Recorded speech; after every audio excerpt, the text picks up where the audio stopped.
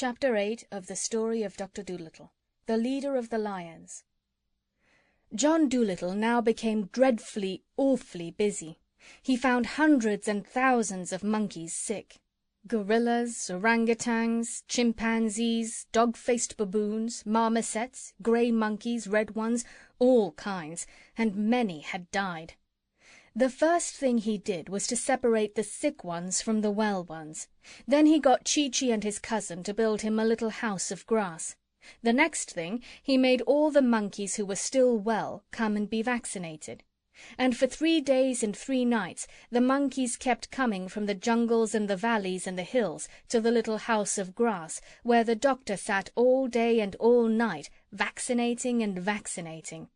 Then he had another house made, a big one, with a lot of beds in it, and he put all the sick ones in this house. But so many were sick, there were not enough well ones to do the nursing. So he sent messages to the other animals, like the lions and the leopards and the antelopes, to come and help with the nursing.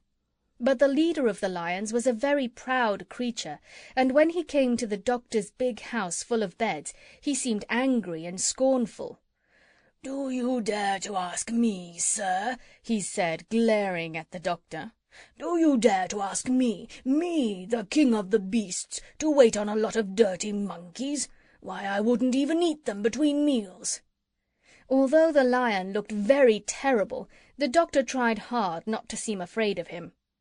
"I didn't ask you to eat them," he said quietly, "and besides, they're not dirty. They've all had a bath this morning. Your coat looks as though it needed brushing badly. Now listen, and I'll tell you something. The day may come when the lions get sick, and if you don't help the other animals now, the lions may find themselves left all alone when they are in trouble. That often happens to proud people." "The lions are never in trouble. They only make trouble," said the leader, turning up his nose. And he stalked away into the jungle, feeling he had been rather smart and clever. Then the leopards got proud too, and said they wouldn't help. And then, of course, the antelopes, although they were too shy and timid to be rude to the doctor like the lion, they pawed the ground and smiled foolishly, and said they had never been nurses before.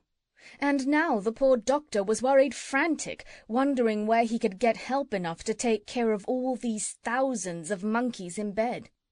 But the leader of the lions, when he got back to his den, saw his wife, the Queen Lioness, come running out to meet him with her hair untidy. "One of the cubs won't eat," she said. "I don't know what to do with him. He hasn't taken a thing since last night." And she began to cry and shake with nervousness, for she was a good mother, even though she was a lioness. So the leader went into his den and looked at his children, 2 very cunning little cubs lying on the floor, and one of them seemed quite poorly. Then the lion told his wife, quite proudly, what he had just said to the doctor, and she got so angry she nearly drove him out of the den. "You never did have a grain of sense," she screamed. "All the animals from here to the Indian Ocean are talking about this wonderful man, and how he can cure any kind of sickness, and how kind he is, the only man in the whole world who can talk the language of the animals, and now, when we have a sick baby on our hands, you must go and offend him. You great booby! Nobody but a fool is ever rude to a good doctor. You—" and she started pulling her husband's hair. "Go back to that white man at once," she yelled, "and tell him you're sorry. And take all the other empty-headed lions with you, and those stupid leopards and antelopes. Then do everything the doctor tells you. Work hard, and perhaps he will be kind enough to come and see the cub later. Now be off. Hurry, I tell you. You're not fit to be a father." And she went into the den next door, where another mother lion lived, and told her all about it. So the leader of the lions went back to the doctor and said, "I happened to be passing this way and thought I'd look in. Got any help yet?" "No," said the doctor, "I haven't, and I'm dreadfully worried." "Help's pretty hard to get these days," said the lion. "Animals don't seem to want to work any more. You can't blame them in a way. Well, seeing you're in difficulties, I don't mind doing what I can, just to oblige you, so long as I don't have to wash the creatures. And I have told all the other hunting animals to come and do their share. The leopards should be here any minute now. Oh, and by the way, we've got a sick cub at home. I don't think there's much the matter with him myself, but the wife is anxious. If you're around that way this evening, you might take a look at him, will you?" Then the Doctor was very happy, for all the lions and the leopards and the antelopes and the giraffes and the zebras, all the animals of the forests and the mountains and the plains, came to help him in his work. There were so many of them that he had to send some away, and only kept the cleverest. And now very soon the monkeys began to get better.